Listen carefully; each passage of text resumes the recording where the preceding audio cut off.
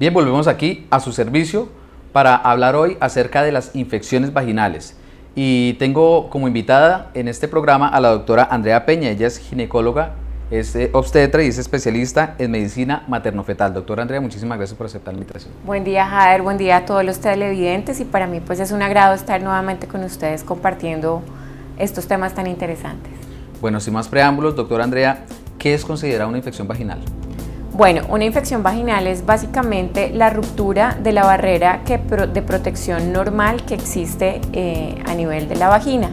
En la vagina existe una flora vaginal normal que está constituida por microorganismos que tienen un balance perfecto, y eso hace que no haya, que haya un pH ácido, que es un pH entre 3,5 y 4,5, y que ninguno de estos microorganismos que normalmente habitan allí crezcan más de lo habitual. Cuando esta flora, este equilibrio perfecto se pierde por alguna razón, entonces va a haber sobrecrecimiento de microorganismos que pueden ser de la misma flora vaginal o pueden ser adquiridos por vecindad o durante las relaciones sexuales.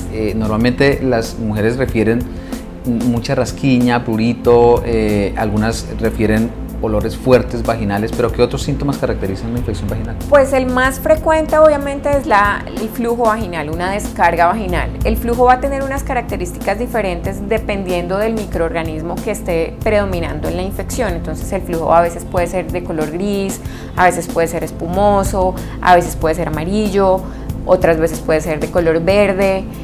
Otras veces es de color blanco, como leche cortada, refiere la gente, o sea, es grumoso, muy espeso.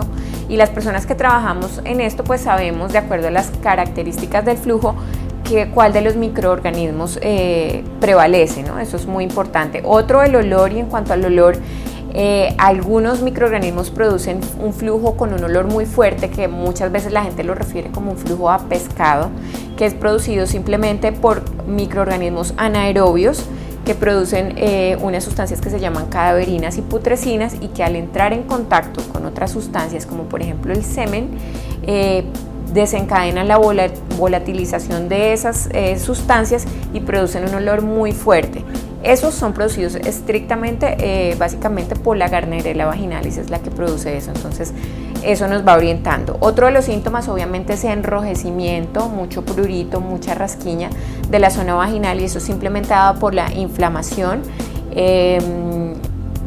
Y pues yo creo que esos son como los síntomas más frecuentes. Muchas veces asociado pueden referir las pacientes un poco de ardor al orinar, pero simplemente es por la misma inflamación, por la vaginitis de toda la parte anterior y externa de la vagina, que por vecindad obviamente también se inflama la uretra, pero no significa necesariamente que haya una infección urinaria asociada, aunque en algunas pacientes puede ocurrir infección vaginal más infección urinaria, porque pues es un continuo y se van los microorganismos de un lado al otro. ¿Esa infección vaginal puede introducirse y afectar algunos órganos internos de la mujer? Claro que sí. Dentro de las complicaciones que tenemos de las infecciones vaginales, y aquí es muy importante que el 50% de las infecciones vaginales no son sintomáticas, o sea que tu mamá, tú, yo podemos tener una infección vaginal y no tener ningún síntoma, porque característicamente puede pasar. Solamente la mitad de las mujeres tienen síntomas, o cuando la infección ya es muy severa.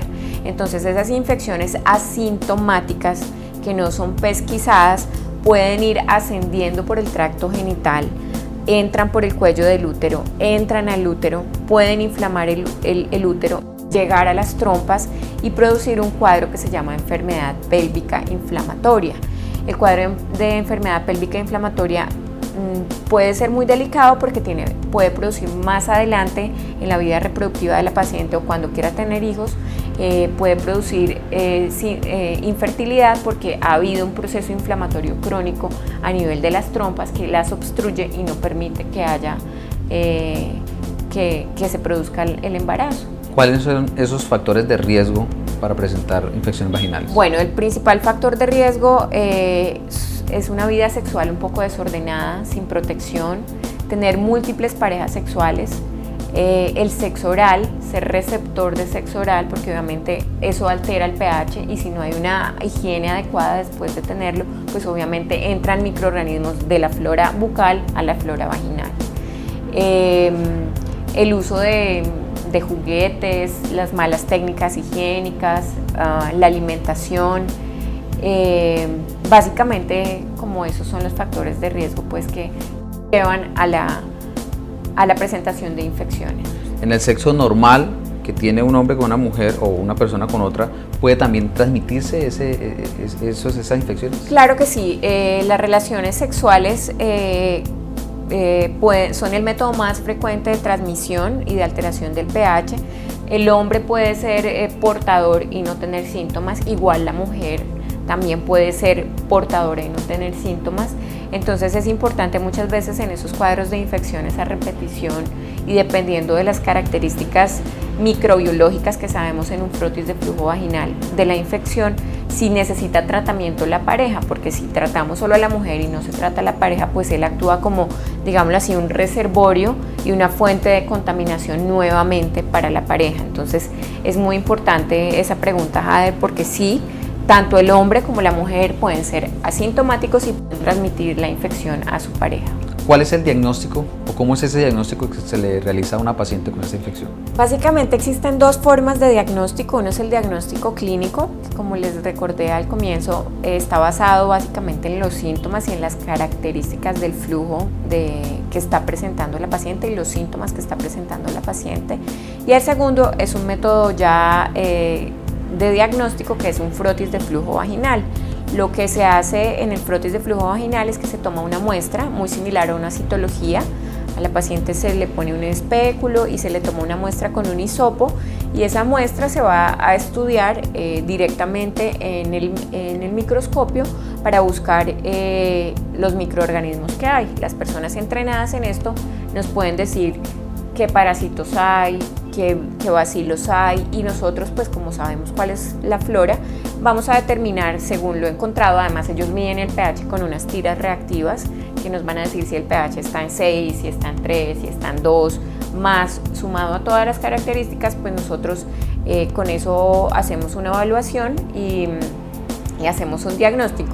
Médicamente hablando son unos criterios clínicos que son los criterios de Amsel y los criterios bacteriológicos que son los basados en este estudio que es el frotis de flujo vaginal, que son los de Nagel, y uno de acuerdo al número de criterios que encuentre va a diagnosticar uno o la otra. Bien, ya en la parte de tratamiento se le realiza el diagnóstico y se inicia el tratamiento para una mujer que tenga algún tipo de infección. ¿En qué consiste ese tratamiento? En el momento existen en el mercado múltiples medicamentos que son solo a base de antibióticos que usualmente se dan de 5 a 7 días. Es importante recordar que también existen tratamientos que se dan vía oral y porque son mucho más efectivos muchas veces o porque está tan inflamada la vagina que entrar a poner un antibiótico pues va a producir un poco más de irritación e inflamación. Entonces la gente no debe extrañarse si su médico le prescribe un antibiótico oral, que si bien está muy indicado, los ciclos usualmente pueden ser de 3 días, de 5 días, de 7 días, dependiendo de la severidad del cuadro y del tipo de microorganismo que está implicado. Y lo otro que se usa de la mano son muchas veces no medicamentos sino restauradores del pH que existen ya preparados farmacológicos que ayudan como a restaurar ese pH y de la mano pues facilitar la mejoría de la paciente porque solamente al tratar el microorganismo, pero si no mejoramos el pH, son esas pacientes que van a infecciones recurrentes, que salen de una, mejoran, vuelven, porque no tienen nuevamente su barrera protectora y su flora vaginal y su pH restaurada. En este tipo de situaciones, doctora Andrea, es fundamental también la ayuda y la colaboración de la pareja de la mujer. Esa parte sexual, ¿hay necesidad durante el tratamiento de abstinencia durante esa época? Claro, lo recomendado es que hasta que no haya una mejoría de la paciente y no se haga el tratamiento completo, no debe haber ningún tipo de relación sexual. Y ahí es importante concientizar a la pareja de que muchos de los tratamientos también deben ser en pareja. Entonces debe haber abstinencia y muchas veces también debe haber tratamiento de ambos durante ese tiempo. Y es muy importante porque haz de cuenta que hay una herida en la piel y si tú todo el tiempo molestas la herida, pues no va a tener la curación normal.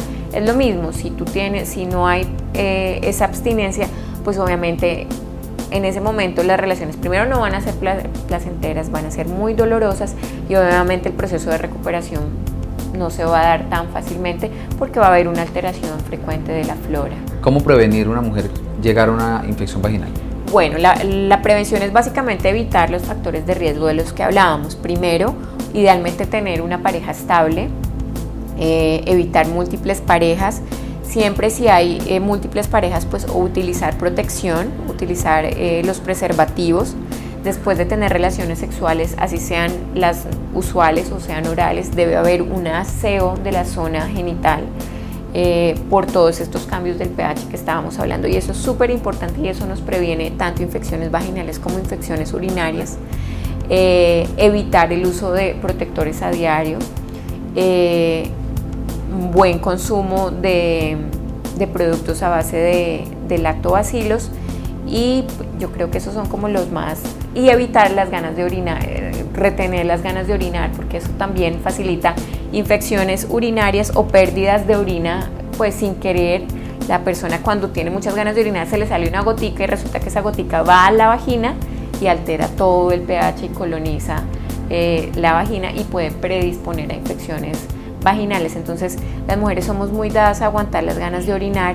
Entonces una recomendación básica, no solamente por eso sino a futuro para evitar los procesos de incontinencia urinaria, es orinar frecuentemente, idealmente cada 3 horas o cada vez que tenga sensación de ganas, no esperar porque somos perezosas a veces con el tema, no, debemos ir a orinar con frecuencia para evitar todas estas complicaciones. Bien, doctora Andrea, muchísimas gracias. Bueno, Jair, es con mucho gusto.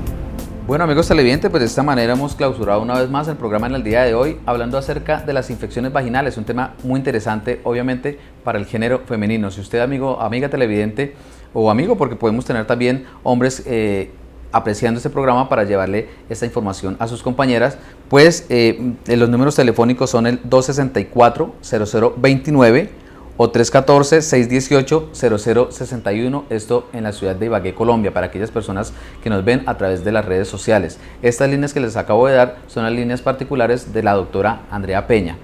Por lo demás, ustedes con nosotros se pueden comunicar también al correo electrónico a su servicio ibagué@hotmail.com, nos pueden buscar y agregar en Facebook, ahí aparecemos como a su servicio Ibagué, o si llegó tarde la emisión de este espacio pueden buscarnos en YouTube, ahí digitan Jader Barrera y podrán ver el contenido completo de este programa. Dentro de 8 días ustedes no olviden que nuevamente tienen una cita con nosotros para continuar conociendo y aprendiendo más acerca de temas de interés. Recuerden que aquí nosotros siempre estamos a su servicio.